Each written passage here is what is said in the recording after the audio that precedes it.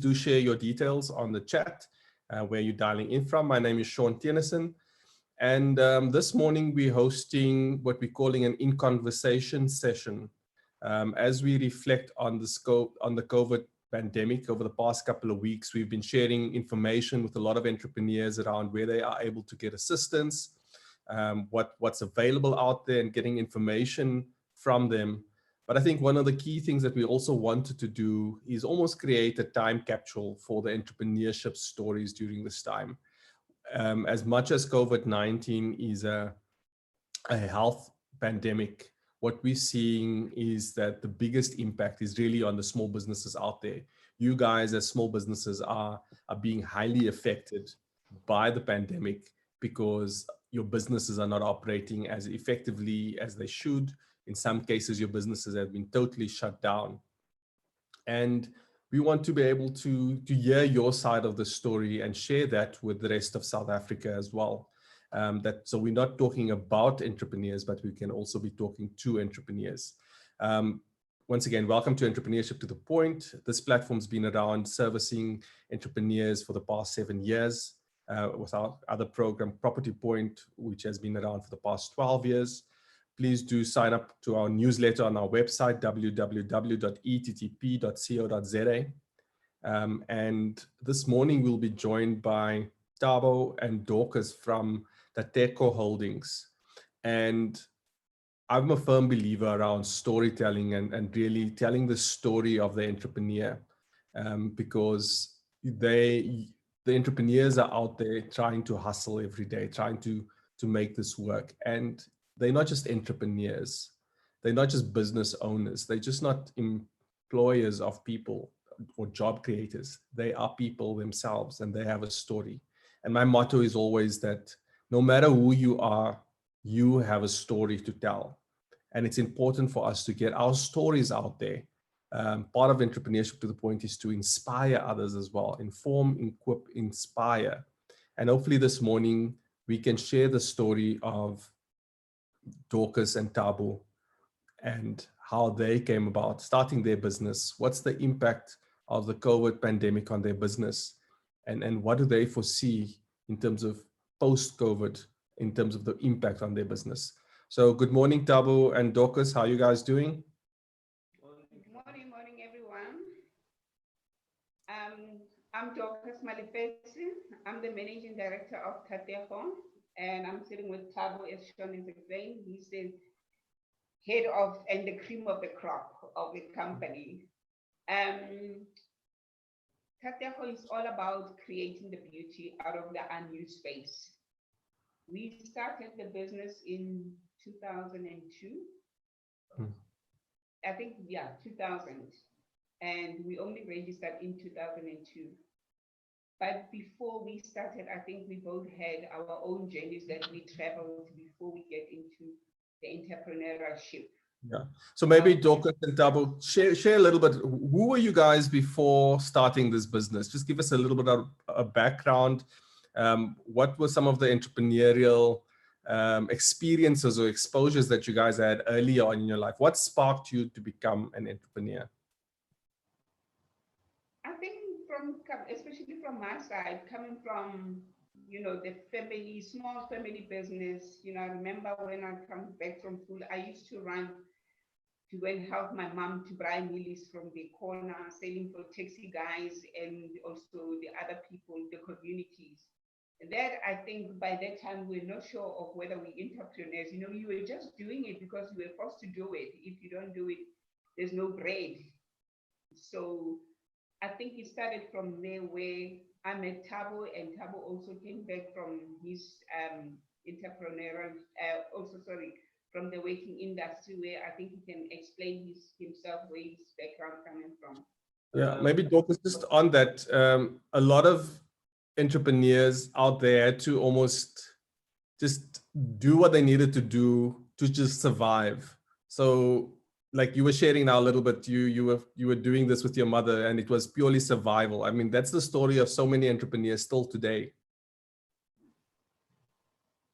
Yeah, it is true. You know, that time, as I've said, you were just doing to survive. Make sure that tomorrow you've got bread, you know, and you go to school, you come back to school, you've got no shoes, no nothing. But all you need to do is to go and help that poor woman who's providing bread on the table.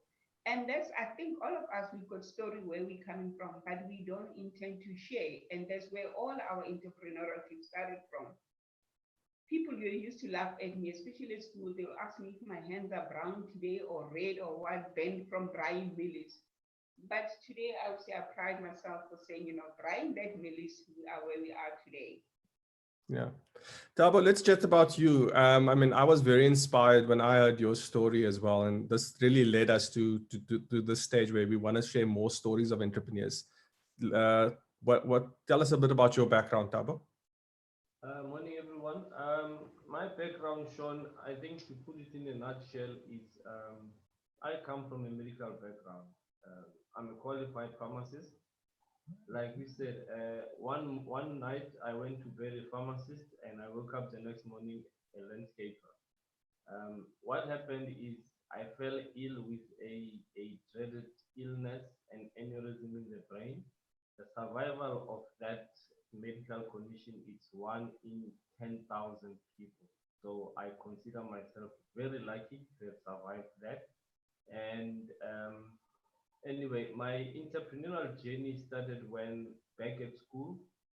Over the weekends, if I needed to raise funds for something, I would wash taxis and make sure that my dad did not find out about it, because then I would get a huge hiding for he thought I would bunk school, but I knew what I was doing. I was raising funds for myself. Even when I was at varsity, I used to wash taxis sometimes, and even if it means washing my friend's cars so that I can raise enough cash to buy whatever it is I wanted to buy. And the journey on of Tatepo started exactly like Doctor said. I fell ill, and when I woke up, I thought, you know what? As a pharmacist, you know you are helping people, but you can't really see the effect that you're having on people. But now, seeing that gardening was my passion, we started Tatepo with 6 guys. I was the sixth one, and later on, Doctors joined. And I must say, the journey has been a roller coaster up to this far. And but what has happened is we've actually developed a thick skin to have survived for all these years. And I think the skin is getting thicker and thicker by the day. Hopefully, it won't be too heavy for our bones, but it will get us to where we want to get to. And seeing that now it's no longer about 6 people, now we have a lot of people and families that are dependent on the survival of this business for their own survival as well. So whatever we do, we take cognizance of, you know what, it's no longer about us alone. There's people who are relying on us. So everything we do, we keep them in mind at all times. Yeah. So maybe let's talk about the business as such. So obviously starting your business in 2000, officially registering in 2002, I'm sure there's been quite a few ups and downs and business lessons that you guys learned through that process. Maybe share with us some of those key business lessons that you learned up to date. What stood out for you? I think, Sean, especially with my background coming from the corporate banking industry, where I was an equity trader, you look at your business now and you compare to where you're coming from, and you're thinking, wow, you know, before anything else, we need to implement in systems. What systems can we what systems can we have so that we can be able to track and trace our business where it's going? Firstly, we needed to have financial system, because as you know, finance is the key, is the blood of the business. I remember we had Paul Hadley, who was, you know, like business coach coming from Property Point, where he insisted that I must leave my Excel spreadsheet, because I was working on Excel spreadsheets, doing the finances and everything. And when he said to me, you need to start implementing system, I couldn't understand, because I'm used to this Excel and it's working for me. until we implemented Financial System Zero, that's when we could be able to see a bigger picture of our business, where we're getting and how are we going to get there, the budgeting, everything, because it was just a normal day going, as long as we sold this, come back, money in the bank, what's next and all that. But since we implemented systems, we could track and trace where our business is going. We've got a dashboard that is guiding us. Where are we sitting? And I think just talk us about the employee journey as well. So, you know, Taba, you spoke about the fact that there were 6 people when you started. Now you are responsible for so many people. How many people are you guys employing at the moment? And really, how have you guys been able to just focus on making sure that you're managing your staff effectively to deliver good service to your clients? You know, we started with 6 people, Sean, and to date, I think we're employing 98 people. Wow. And it hasn't been very easy, but what we've learned throughout the windmill of change is that if you want to succeed, you have to upskill your own employees from within. You know, if I need a special skill, look around what we have and then upskill that person. If we can't, then that's the only time we look outside. But the majority of the guys that we have who are supervisors and doing all sorts of things, they've been trained internally. We've upskilled them from our own pool of guys that we've had. And I think that has been our secret or formula to success today. And even when we have to recruit new guys, before we can go out and recruit new guys, we first consult with the guys that we have. You know, if you have somebody that you can recommend, and yeah, Lord behold, they always bring up guys that no, I trust this guy, I trust this guy, and that has also limited our staff turnaround. Because before, if you just recruit every Tom, Dick, and Harry that comes along, you're actually dampening the spirit of the team that you already have. So Okay. that has been, I think, a kind of a strength on our side. So key lesson is upskilling your staff, being able to really make sure that development of your staff is key as you grow the business. I mean, once again, from 6 employees to 98 employees, that just shows you that you guys as small businesses out there, you are the ones that's creating the jobs. I saw Olga's, one of our other businesses that's on the call at the moment as well. I saw on the participant list. Olga says in one of the videos that we shot, you know, she's employing mothers and fathers, you know, husbands and wives. These are people that you're employing that's going out there, that's creating a better livelihood for their families. So there's a huge responsibility as a small business around people that you're employing. Please do use the chat facility for those that's listening into the call. Let us hear a little bit about your background, where you're from. And Taba and Dorcas, now you've got 98 employees. COVID-19 pandemic hits. What's the impact been on your business? Talk us through what happened in your business scenario during the past 3-4 weeks. You know, Sean, I think on that, I would not want to say we've been through this before. As I think back in 2014, I think, or 13, we've had a 5-month strike with one of the industries within which we provide a service. And out of that 5-month strike, we had to hope and pray for the best, but plan for the worst. You know, what we did is we said, guys, here's our pot is getting a bit empty. How are we going to keep afloat? And we've devised a plan of, guys, because we are in the strike situation, let us take shifts, and everybody agreed to a pay cut. You know, half a loaf of bread is better than no bread at all. And I think even with the COVID-19 scenario, we have to think along those lines, that even if tomorrow there's a lockdown uplift, we still have to take, I think, 4 to 5 months before we can recover. But for that to happen, we need to have systems in place that, guys, we can no longer work full steam like before. We have to take shifts until the economy is in such a way that everybody can go about their normal business at full shift. Is your business totally shut down? And if you guys can maybe just speak up as well a little bit, Dorcas and Tabo, just to get the volume up. But you guys are you guys doing any work at the moment? Do you have an essential service certificate or you don't? No, we don't. So your business is totally shut down at the moment? Totally.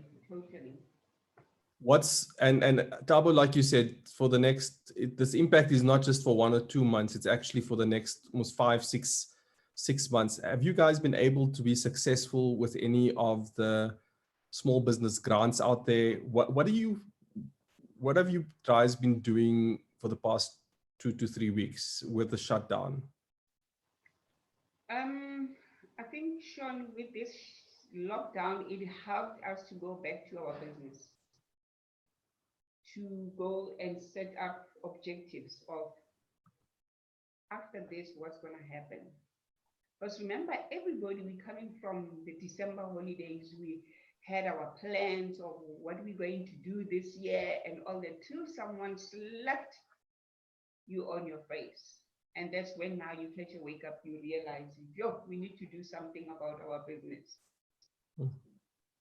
Especially the main focus now is we have applied for grants. Hopefully something comes through for our staff, because those are the main and very important people who stay the port. And also we sit down and we say, we have to be the last man standing in this. We have to be aggressive of going out there and get money in. People who owe us money, let them pay. It's a time now for them to pay. And also, if we get that money, we reduce, money out. We make sure that, it's money quick in and a slow release.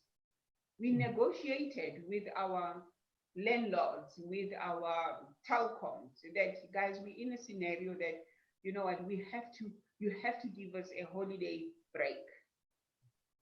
By so doing, we're still building that relationship with our clients, that even with this, through this pandemic, but we still, in business with you guys, things will turn around.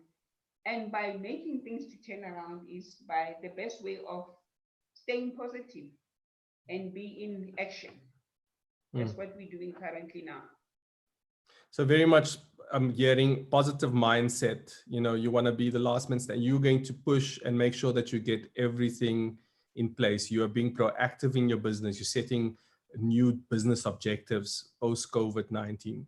You are taking action. You are applying for whatever available resources there are. But you're also not waiting just on those resources. You're also proactively speaking to your tenants, to your landlords, to your suppliers, to your banks, to the telcos, everyone that you owe money to, you speaking to in order to get those reliefs.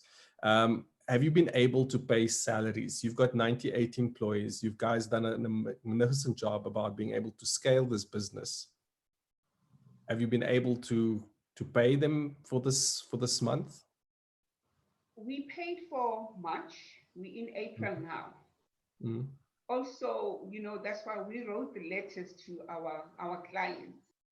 We are in this pandemic, and it's not like we've forgotten about them. We also had a plan. We had a plan of how are we going to implement the work when we come back. You need to show the clients that, it's not all about you, servicing you, but it's also about thinking ahead. What are we planning to do when we come back? Some of them they might pay, some of them they might not pay. But hence I'm saying, whoever is owing us, we try to collect as much as possible so that we could be able to pay our salaries.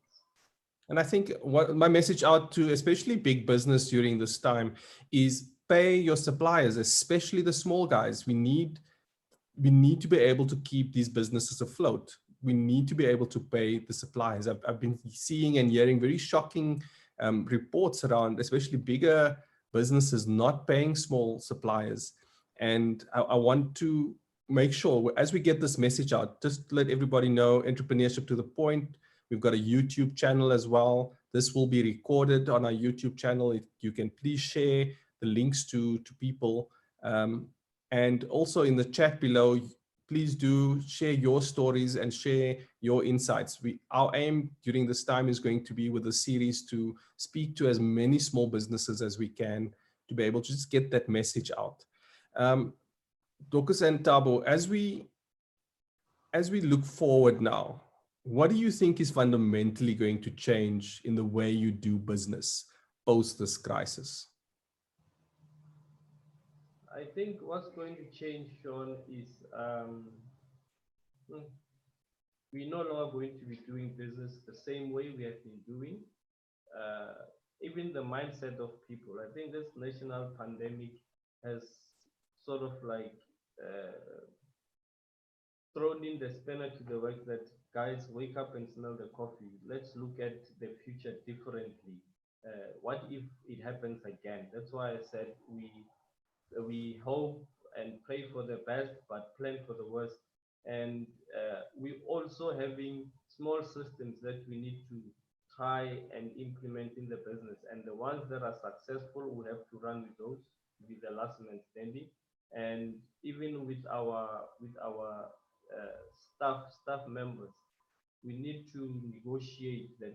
Seeing that you are negotiating for payment holidays with all our suppliers, the landlords and what have you. But I think we also need to, guys, what if there's a need for us to take pay cuts for us to stay sustainable for the next 6 months? And those are the conversations we need to be taking and having with our staff members. It does not help to bury your head in the sand like an ostrich and hope the problem goes away, because some, like we said, some of the people that we're servicing, we're not sure if they're going to pay, and what happens if they're not paying. So we have to be ready for that. Yeah, and I think it's key.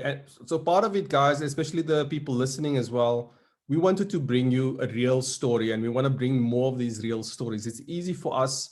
We work with a lot of entrepreneurs. We give advice. We give business advice. But the best thing that we can hear during this time is straight from the business's mouth, straight from the entrepreneur's mouth. Really how it's being done on the ground, how people are practically taking action. Thabo and Dorcas, you guys are also quite actively involved as in your community and really uplifting your community. Just share a little bit about that for us as well. Sorry. I know when they say when you cough, you must go like this. Sorry, you know, it's a habit actually, and you must get used to things. Especially last week, I think we went to few of our communities, you know, like in a distance way, I must put it that way. We had to make them understand, because especially they helping us more into replanting plants. You know, like splitting and replanting like a nursery, you know, to help us be upload. So now for them to stop doing that, it's like a shock to them. It's like everybody's in denial of what is happening. And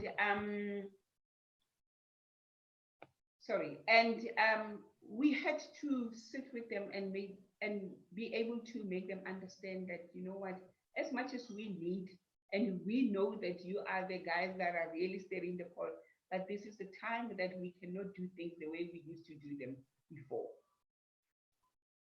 You know, so for a community to tell them that is something else, but we have to do it that way. Okay. And once again, guys, thank you so much for listening to the story of Tateco Holdings, a landscaping company that has come a long way from both Dorcas's earlier days, where she's picked up entrepreneurial skills from her mother, to Thabo's own personal life experience around falling drastically ill and venturing into business afterwards. They've grown their business starting with 6 people, including Thabo, and in 2002, and growing their business now in 2020 to 98 employees, and now being faced with a crisis where they don't know what the future will hold. These are the real life stories of entrepreneurs out there. And we want to encourage you guys to reach out to us on Entrepreneurship to the Point, ettp.co.za. We're on all the social media channels as well. We will want to share your stories as well, whether it's written, we've got a blog, we'll be able to post it on our blog, or do a webinar like this where we share it with other people. But I think it's important for us to make sure that we can really share that information out there. We just had a poll and we asked the question around if your business is regarded as non-essential. Have you been able to pay, or are you able to pay salaries for your employees beyond the month of April? And 33% of the respondents says yes, they will be able to pay salaries, but I think 67% said no, they're not able to pay salaries. And that's the reality out there, is that people, the impact on business and the impact on jobs is going to be drastic.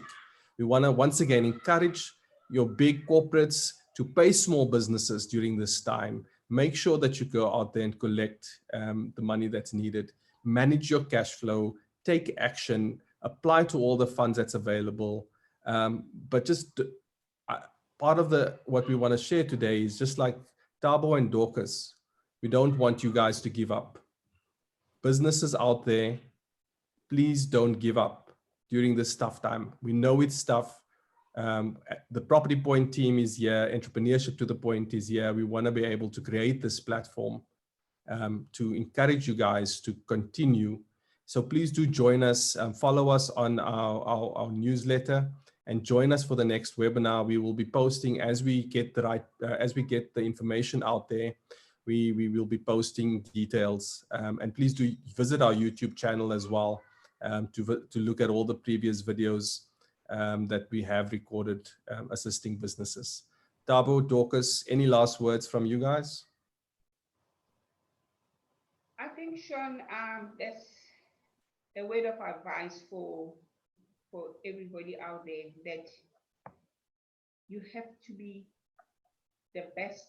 You have to stay positive and be the best in what you're doing. Your action will be rewarded later. And the only way is, the truth will only be found by doing actions.